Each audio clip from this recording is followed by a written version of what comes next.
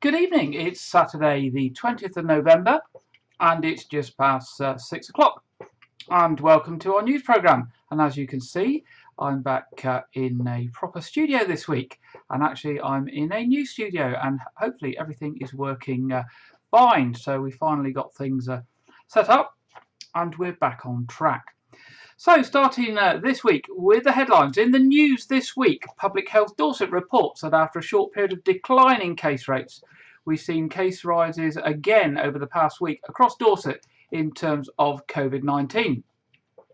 Both the Dorset Council and the Bournemouth, Christchurch and Poole Council areas remain significantly above the national average case rate and well above the regional average in the southwest.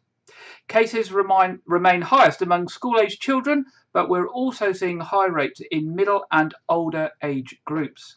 The number of people in hospital with COVID-19 across Dorset has also continued to rise. As we move into the colder months and the Christmas period, everyone must remember that the risks from COVID-19 have not gone away. If you're going to an event or gathering with lots of people or in an enclosed space, take a lateral flow test before you go to reduce the risk of passing COVID-19 on to other people. When meeting indoors, open windows regularly to let fresh air in and prevent airborne spread of virus. The real key message from public health is although we know that people who have been vaccinated can still catch and spread COVID-19, vaccination is still the best way to protect yourself from serious illness. We can see that the data, as in previous waves, we saw much higher hospitalisations and death rates at similar times in the cycle. So there we go, the message there. Get vaccinated if you're not, and make sure you get the booster if it's offered. Antisocial behaviour remains an ongoing concern for both local councils and the police. Dorset Council has launched a public consultation asking residents for their views on 8 proposed public protection orders. The proposals include changes to existing public protection orders which currently cover West Dorset and Weymouth and Portland areas, but are due to expire next year.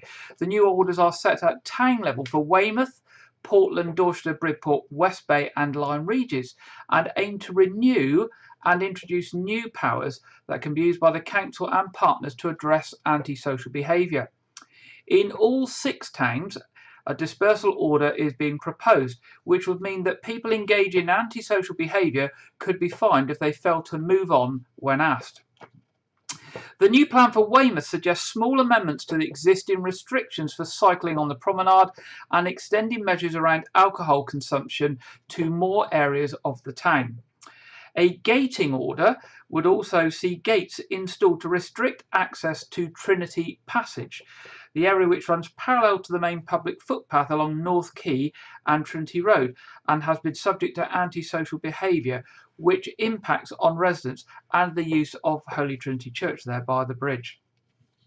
The council are also asking for views from the public on 2 new public protection orders which intend to help tackle issues arising from camping on beaches and would introduce new measures to help prevent wildfires as well.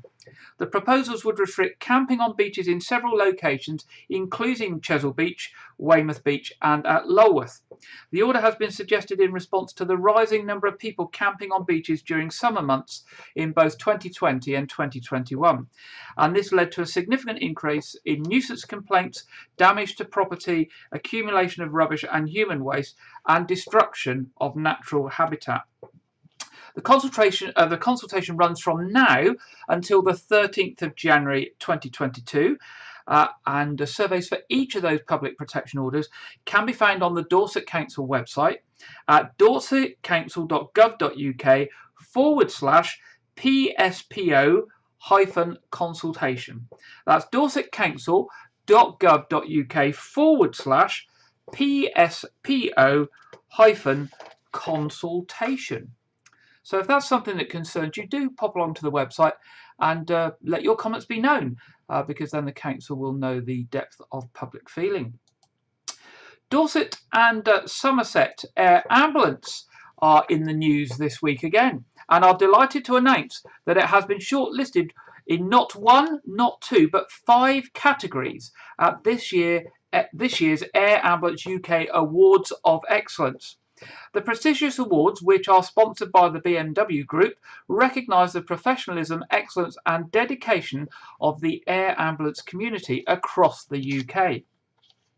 The independent judging panel includes trauma specialist Professor Karen Broey, Deborah Elcock-Tyler, who's the Chief Executive of Directory of Social Change, and Steve Irvin, the Executive Officer of the Association of Ambulance Chief Executives. They agreed with the award nominations were of exceptionally high standard, and they were faced with some very difficult decisions when deciding on the shortlist this year.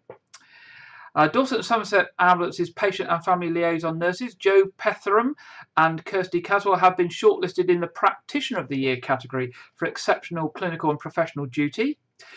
Both are critical care practitioners who together have created, developed and delivered Dorset and Somerset Air Ambulance Patient and Family Liaison Service.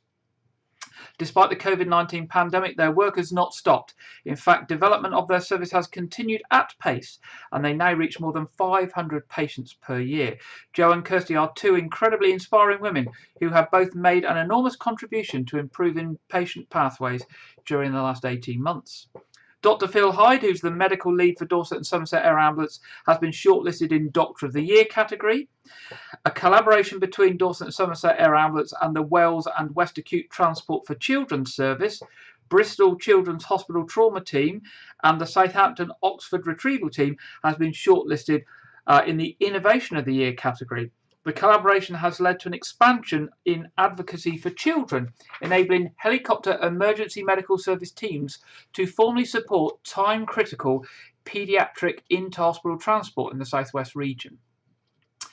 And an incident which sees Dorset Somerset Air Ambulance become a finalist in the Special Incident of the Year category took place in May last year, during the height of the COVID-19 pandemic.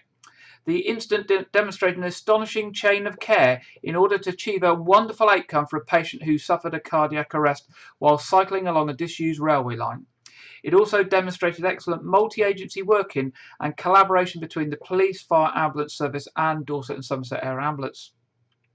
Finally, the whole charity team at Dorset and Somerset Air Ambulance have been shortlisted in the Charity Team of the Year category. That's absolutely fantastic to hear that our local air ambulance service has been nominated in 5 categories in this year's UK Air Ambulance Awards. They have a very small team of dedicated staff and they continue to work hard during the COVID-19 pandemic with dedication, commitment and diversity and everything that they've managed to keep going to service us when things are at their utmost need. So we wish them well in their awards, which will be announced, the winners will be announced on Friday the 3rd of December. Of course, if you'd like to support Dorset and Somerset Air Ambulance in any way with a donation or to take part in their regular lottery, go along to their website at www.dsairambulance.org.uk. Back to councils again. Dorset and Bournemouth Christchurch and Poole councils are teaming up with a host of organisations for the Carers Dorset Festival on Thursday the 25th of November, which is also National Carers Rights Day. The first ever festival for Dorset carers will offer information, tips and support for unpaid carers. A series of free bite-sized information events and inspirational talks for unpaid carers will be held across Dorset and can also be accessed online. There will also be 2 face-to-face events. One will be held at Dorset Museum in Dorchester, featuring a talk by Radio 2's Johnny Walker and his wife Tiggy, who are co-patrons of Carers UK, and one at the Kinston Community Centre in Bournemouth. The festival aims to celebrate and support unpaid carers, bringing them together with organisations across Dorset to help them find out how to get the help and support they're entitled to. Carers who book onto the face-to-face events will also receive a goodie bag. That's while stocks last, it says in brackets, provided by the Leonardo Trust, an independent charity to help people in the county who care for sick or disabled relatives. Believe it or not, there are an estimated 80,000, yes, 80,000 unpaid carers in Dorset, all providing help and support to someone who could not manage without them. from personal care to providing practical support and things like shopping. There is no typical carer in the Dorset Council area. Carers can be old, young, a spouse, a partner, a child, a grandchild, a sibling, or a friend or a neighbour. A carer can work in a full-time job and can also be caring 24/7 for somebody. So to find out more about the sessions and to book your free place, and don't forget that free goodie bag if you're lucky, visit www.dorsetcouncil.gov.uk/carers-dorset-festival. So that's www.dorsetcouncil.gov.uk/carers-dorset-festival. Now, we've mentioned these many times before, but if you need help to get online, to book a place on these events or to attend them virtually, or find out any information, don't forget we've got the Dorset Digital Champions are there to help you.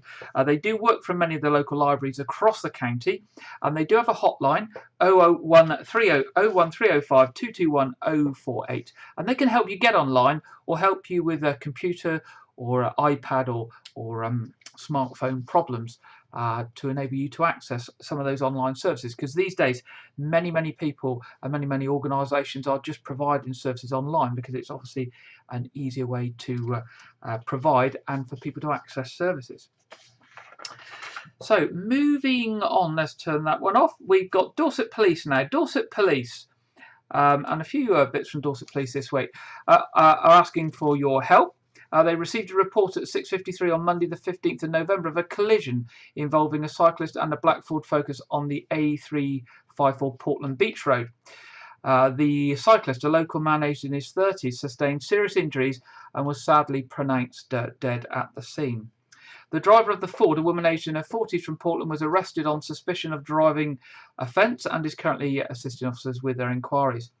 The police now understand that the cyclist was involved in an earlier collision with another cyclist shortly before this incident, and would urge anyone who's got any information about the fatal collision, the earlier collision with another cyclist, to get in touch. As usual these days, they're particularly interested in anybody that's got dash cam footage from a video camera in the front of their car. So do bear that in mind if you were there that day and may have some footage. Staying with Dorset Police, they are looking into an incident with a member of the public who got bitten by a dog. A local man in his 60s was walking with his wife and their two dogs when they spotted a husky cross in a neighbouring field. It was reported, and this, I should say, this is in the Littlemore and Bingham area, around 11:30 on Saturday the 9th of October. The image on the screen is an image of a man who is wanted in connection with this event. So the victim was a local man in his 60s. He was walking with his wife and two dogs when they spotted a husky cross. It was reported that the husky cross, which is believed to be crossed with an Akita, then rushed up behind them and approached one of their dogs. The victim intervened and was bitten while trying to separate the dogs. He sustained an injury to his hand that required medical treatment. When the offending dog owner came over and asked what happened, it was reported he subsequently became verbally abusive towards the victim and his wife. So just a reminder, this is in a field in the area of Littlemore and Bingham at around 11:30 on Saturday the 9th of October.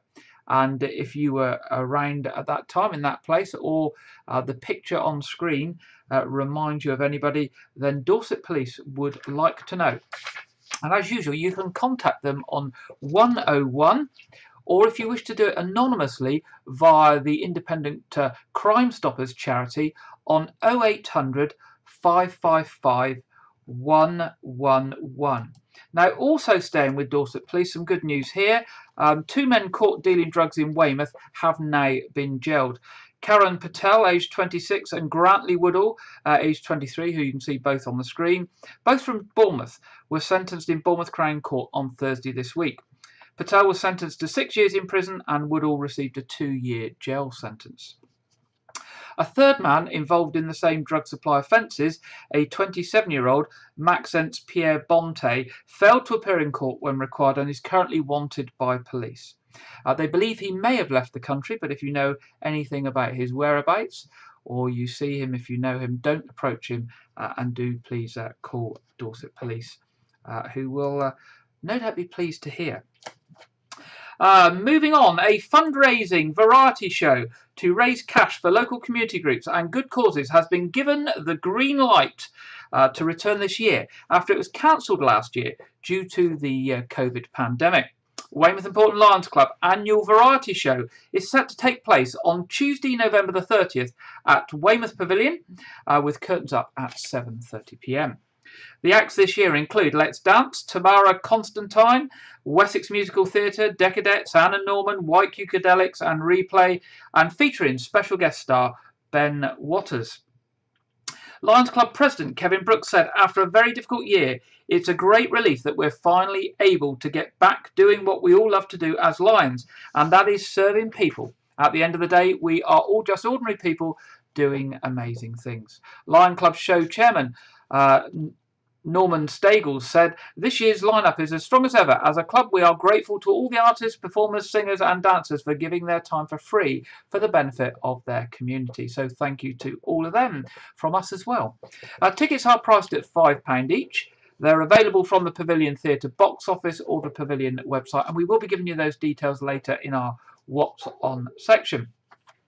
There will be Lions collecting after the show, and all monies raised will be used by the Lions Club for the benefit of local community and Lions supported charities and appeals worldwide. So a very worthy cause there, and actually a very good show. I've been to that and taken people to that a few times over the years. So that is on the 30th of November. Look at the Pavilion website for information on that one. A community shop in Weymouth, launched to help people with limited income, is celebrating its first anniversary. The Nest, located at the Waverley Community Hub in Abbotsbury Road, opened its doors last November and has been supporting over 300 people, with 90 people each week regularly using their service. The Nest offers free bread, fruit and vegetables and other food stuff, and things like deodorants and hygiene products at low cost. The shop also runs a cafe and is open 10 till 2 Tuesdays, Thursdays and Saturdays. Anyone who wants to access the community shop must become a member, which is free to do. And you can do that by going to the Nest Facebook page. So just go onto Facebook, search for the Nest Weymouth, and you'll be able to join. And if you need help there and things are not too good for you at the moment, the Nest will be able to help you with some low cost food. It's not free like a food bank, it's sort of the next step up, so you're not paying full shop prices, but it is definitely a help for people who are struggling. Dorset Wildlife Trust is asking the Dorset public to help protect red squirrels as one of a number of species that are in decline. They are doing this by offering red squirrel adoption packs as a great idea for Christmas. And in the adoption pack, it includes a squirrel soft toy, a certificate, photographs, and an update on the squirrel project at Brownsea Island, which is a sanctuary for red squirrels. If squirrels aren't your thing, they are also offering adoption packs for seahorses and barn owls as well. So if you're looking for something different to give this Christmas as a present to somebody who you can't come up with any ideas for, and you think they might be interested in red squirrels, seahorses or barn owls, then I think this is an ideal, nice present for them for Christmas. And there's plenty of time to order them, and they will aim to make sure they are out in time for Christmas. So pop along to the Dorset Wildlife Trust website at dorsetwildlifetrust.org.uk. And finally, in the headlines tonight, last Sunday's Weymouth Farmers and Makers Market was the biggest yet, when 4 organisations got together to give local Dorset food producers and craftspeople the chance to sell their work in Weymouth as a part of the economic recovery. Best in Dorset and Weymouth Area Development Trust were joined this time by Dorset Food and Drink with the support of government's Welcome Back Fund. Market organiser Alison Calder said, after 18 months of lockdowns and uncertainty, it was fantastic to turn out. It was a fantastic turnout from the traders, and we had some lovely feedback from residents. The Dorset Rock Choir were brilliant and added to the atmosphere. We hope to see many of the traders return with their stalls on December the 12th for the last market before Christmas. So an ideal time to go out and see what's on offer for Christmas. That's December the 12th, the Weymouth Farmers and Makers Market. So it's farmers' products and crafts and things that people have made. The Weymouth Farmers and Makers Market was brought to the town after a successful campaign led by the community group Weymouth Area Development Trust and other town organisations, including Weymouth Town Council and the Weymouth Bid. So 12th of December, 10 a.m. to 3 p.m. And that's the last of our headlines this week. Now, with Remembrance being very much in our mind after the Remembrance events of last week, both on Remembrance Day itself and Remembrance Sunday, wreaths from across Great Western Railway network were carried to London on Remembrance Day, the 11th of November, in an event called Poppies to Paddington. Swathes of poppy wreaths were placed on Great Western Railway trains and carried to London Paddington Station on Remembrance Day. The special Poppies to Paddington operation involved train services from across the region and more than 60 stations covering the length and breadth of the Great Western Railway network. Veterans and volunteers placed wreaths on board early in the morning on services heading to the capital on November the 11th. Poppies to Paddington was created by the Veterans Charity with the fabulous support of GWR, Great Western Railway. And it was their way of helping communities ensure our fallen heroes were remembered despite the restrictions that were in place in the depths of the COVID-19 pandemic. The first of the Poppies to Paddington services started from Penzance before 5 a.m. in the morning, and other services left from across the Great Western region. Now, thanks to Dan Paynes, Head of Communications from Great Western Railway, we're able to share some of this year's event with you now.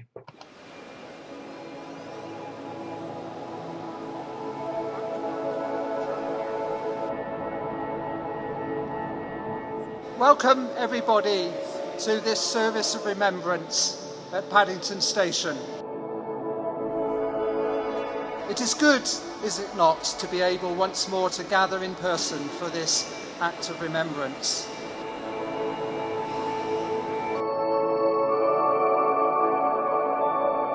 At the 11th hour of the 11th day of the 11th month, the guns fell silent on the Western Front to bring to an end the First World War.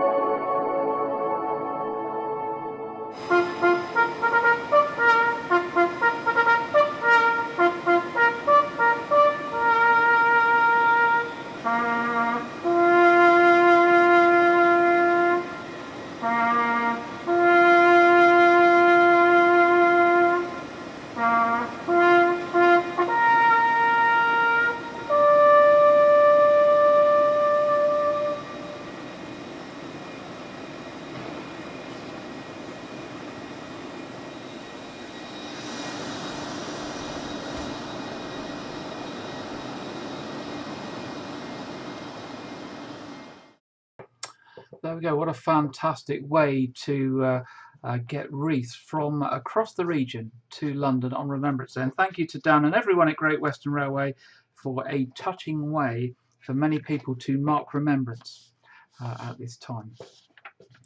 Our second feature this week comes from our regular contributor, Janet Hall.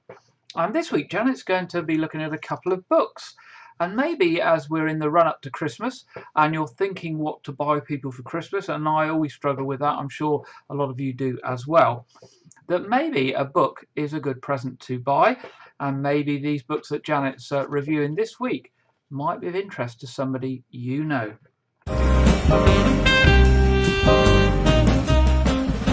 Hello. Do you find the run-up to Christmas just a little bit stressful?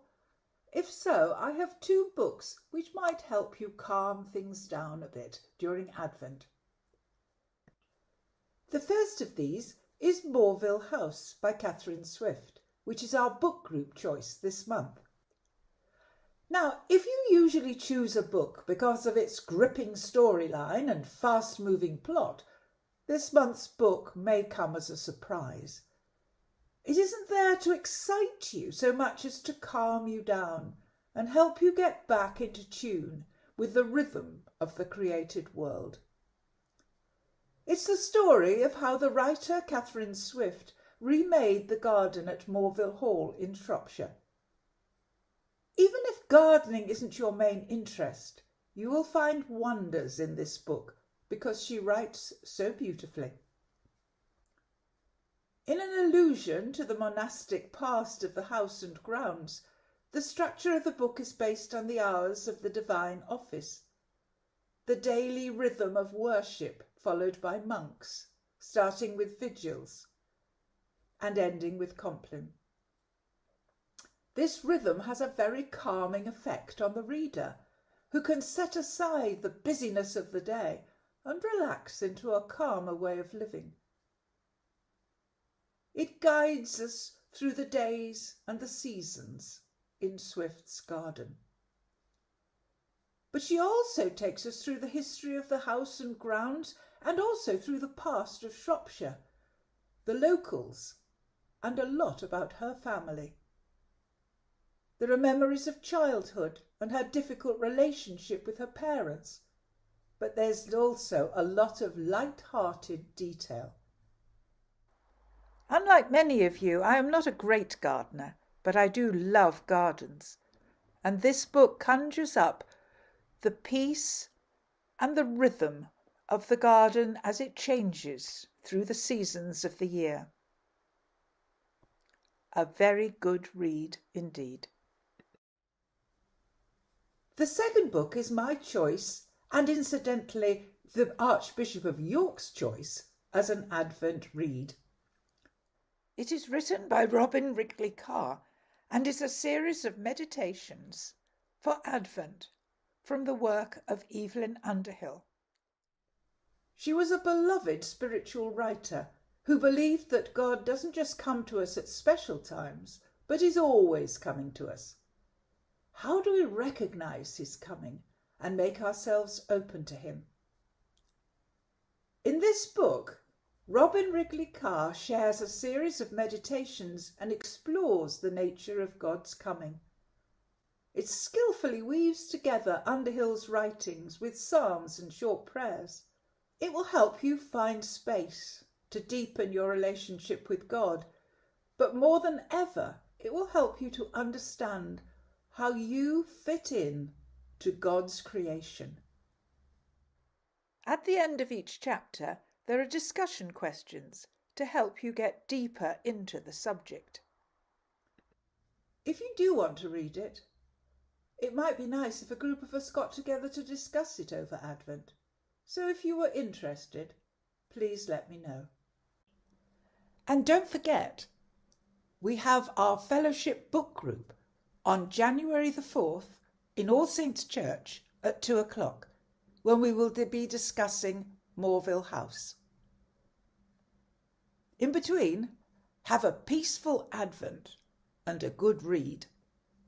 Bye for now.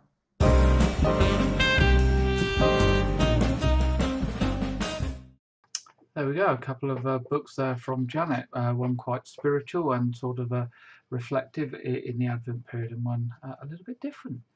Maybe they're for you, maybe they're not, but of course, do let us know any books you've read as well. We'd be happy to hear about books you've read. Now, our final feature this evening is about children and young people services from the local authority. Children's services at Dorset Council have been judged as good following an inspection of local authority children's service by Ofsted in September. Now, that's a marked change because last time they were inspected, things weren't quite so good. The report published on the 19th of November by Ofsted confirms the overall effectiveness of Dorset Council's children's services are of good quality and are continuing to improve, and that the council has delivered an impressive pace and effectiveness of change. And of course, all of that in the context of a pandemic and as well a local government reorganisation with all those councils coming together under one organisation. So quite a challenge for them, but it looks like they've managed to do it. Inspectors also noted that the council has proven determination to give every child in Dorset a brighter future, and that the senior leaders have taken the challenges presented by the pandemic as an opportunity to engage partners more firmly in the wider safeguarding agenda and in the vision of making Dorset the best place it can be for children to thrive. Now we're going to hear from Dorset Council about the Ofsted report and how they have improved their services.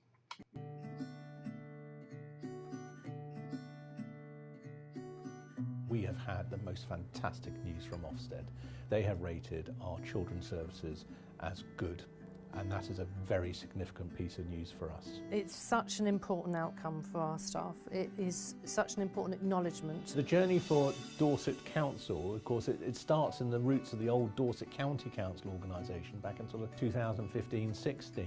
And for a host of reasons, children's services was in a really challenging place. And the outcome at the time from Ofsted was it required improvement. There were too many cases, too many children who weren't getting the right service that they needed at the right time. So we knew we needed to firstly support the staff that we had, recruit further and recruit really talented people, and we needed to make sure that as we were working with our families, we were doing that in a strong relationship base. We have worked incredibly hard to get us to where we are today, but it's not the end of the story. There is a journey that will continue. We continue to be ambitious for our children and young people. What we've seen is a fantastic investment, 45 million for children with special educational needs and disabilities school places. St Mary's we all know about and are very, very proud to be part of that. But also other building processes for Beaufort, for Westfield, for others. We want to see things like the Harbour project in Weymouth actually open its doors so that we have those new care facilities for children and young people in our care, and we're also going to go on to that with our care leaver facilities, which will also be in Weymouth, which will deliver what we want every young person to experience, which is a settled adulthood. One of the statements that I'm most proud of in the report is that good work is expected, delivered and celebrated. And I think for me, I'll take that. Anything else is just extra. We absolutely want to be a learning organisation. We want to say sorry when we've got it wrong. We had to do that a lot in the past. We still need to do it sometimes today. I'm incredibly grateful to my staff. I'm incredibly grateful to all of our partners. And I am pleased that our communities can feel assured that we know what we're doing and we know what we need to do more of. And we look forward to, with them, being really ambitious for their children and their families. So there we go. Good news from Children's Services. Oh, and it looks like the studio light's gone off. I almost got to the end without a technical issue, but it looks like we failed on the light in front. So I apologise if I'm a little bit darker than I should be. Yeah, good news there from Children's Services from Dorset Council. Much improved from their last inspection. Still, though, appreciating that there's still things to do. And that's always a good position to be in, to realise that things can always be improved. So thank you to Councillor Andrew Parry and to Teresa Levy for updating us. And if you want to read the full Ofsted report on Children's Services, if you pop along to the Ofsted website at www.ofsted.gov.uk, you'll find it there and be able to read all the detail of the inspection. Now it's that time in the programme where we look at the weather, and first of all we go to the national weather forecast, and this week we're joined by Aidan McGivern from the Met Office. Hello and welcome to the latest forecast from the Met Office. Not much use out of the big coat in my case so far this autumn, but I might need to dig it out for later this weekend. It's not going to be particularly cold, but it will be a marked contrast compared to the very mild weather we've seen recently. A mild start this weekend, then it turns colder with temperatures heading back towards average across central parts. So for Northern England, North Wales, late afternoon, early evening, some damp weather. But as that weather front sinks south, it is petering out, so really it's just patchy rain on it. The more significant result of the weather front is its clearance southwards and its introduction of much colder air. And so fairly widely, Wales northwards, temperatures into the low single figures by Sunday morning, a touch of frost in places, particularly out of the breeze. The weather front then clearing into the near continent, and we're all into that colder but brighter weather for Sunday itself. The air coming from the north, but it's not desperately cold at this stage. And for many parts, it's a bright start to Sunday, and although there'll be well, a colder feel to things, especially in that wind in the north and the east, as well as some showers, especially for Wales, southwest England, eastern England, northern and eastern Scotland, Northern Ireland. There will also be plenty of bright weather and out of the wind with some sunshine, western Scotland, northwest England, feeling very pleasant indeed. High pressure then builds in, milder for a time later Monday and into Tuesday and Wednesday, but watch what happens next. Later Wednesday, another northerly plunge, this one looking more potent, likely to bring colder weather later next week with some wintry stuff mixed in as well. We'll keep you updated on that, of course, and you can find those updates on social media. Bye-bye. Thank you very much, Aidan there. And looking at this week's local weather, you can see some results of that rain front there for Sunday. It's going to be colder, as Aidan said, but not too bad, I think, here down on the south coast, probably down to about 8 or 9 degrees most days. And dry for most of the week with sunny spells, and Monday looking a particularly nice day if you're wanting to go out and want a fresh, summery winter day. So there we go, that's the weather. Now we're moving to traffic and travel. And this week, firstly, the planned roadworks. BT Openreach working in Parkmead Road in White Regis. Wessex Water still working in Newstead Road, which remains closed until the 2nd of December completely. Also working in Sudan Road and Southlands Road, and Hammond Avenue and Bewley Walk in Southhill. SGN, Southern Gas Networks, are working in Weymouth Bay Avenue, and there's also some roadworks happening on the Swannery Bridge to do with Travel Dorset. On the trains, now the trains are entering a slight period of turmoil, I think is the best way to say it. There is an amended service between Weymouth and Westbury tomorrow, Sunday.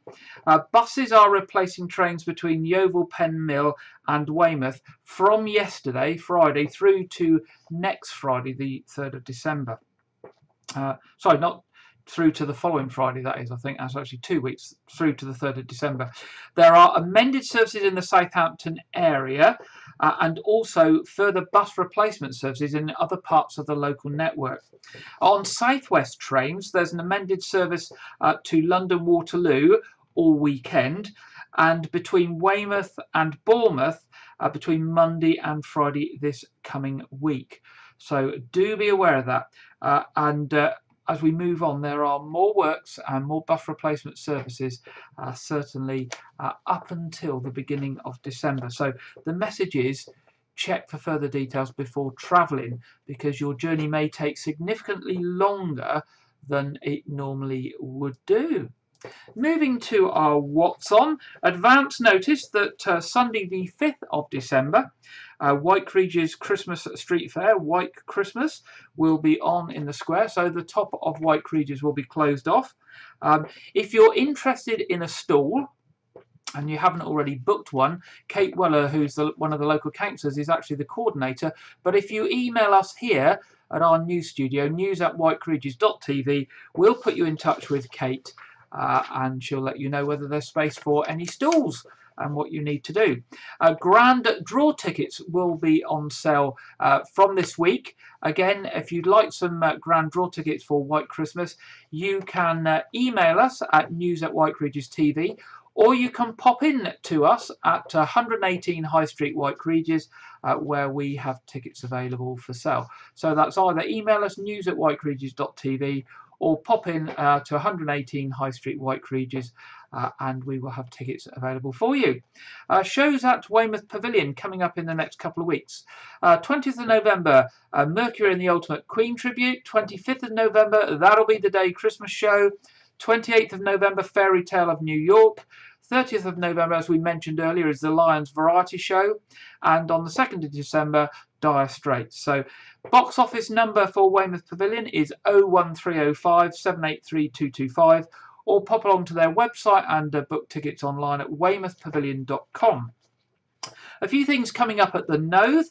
Christmas Elf Hunt on the 27th and 28th of November, and again on the 4th and 5th of December.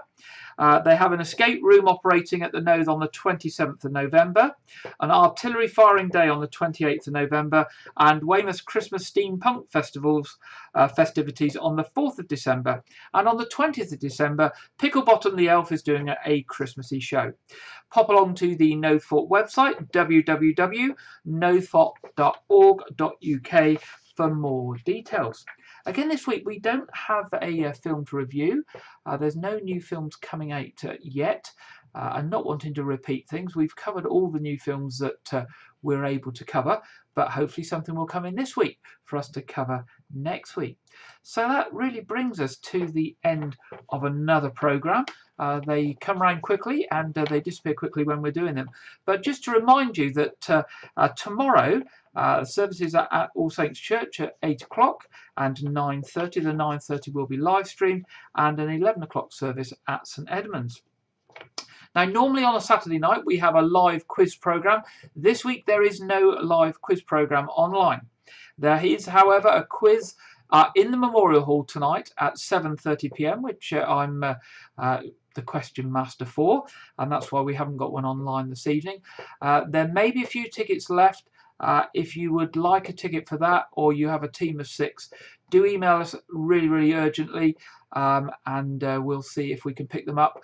The lady that's organising it is a lady called Jane Thomas, and she's selling the tickets. I wouldn't suggest turning up on the door because I know it was getting rather full, but we will try and keep an eye on our emails right up to almost the start of the quiz tonight. And on Friday, don't forget, we have our Year in Gardening with Clive Gray at 7 p.m. So do look in and see what Clive is recommending. We're running the programmes from the end of 2020 as repeats at the moment, and seeing what was happening this time last year in Clive's garden. And don't forget, during the week, if you want to catch up on local events, news run by local people, we've got our local community radio stations of Chesil Radio, Keep 106 and Air 107.2, all there run by volunteers for you, offering a local service for the people of Weymouth, Portland, Dorchester and South Dorset. So there we go, we've come to the end of another programme. I hope you have a good rest of this weekend and the week ahead, and I look forward to being back with you next Saturday at 6 o'clock, when as well our quiz will return online at 7:30. So good night, and I'll see you soon.